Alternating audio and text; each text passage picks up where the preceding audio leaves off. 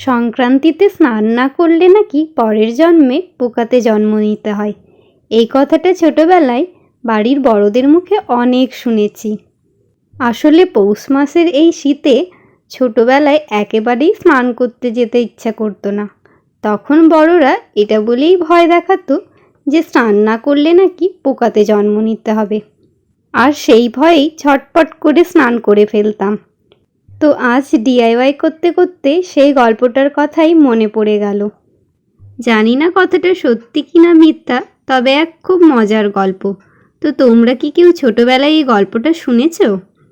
যাই হোক, গল্প করতে করতে আমি তোমাদের বলতেই ভুলে গেছি যে আজ আমি বানাচ্ছি সংক্রান্তির স্পেশাল এই পিঠে পুলির থালিটি।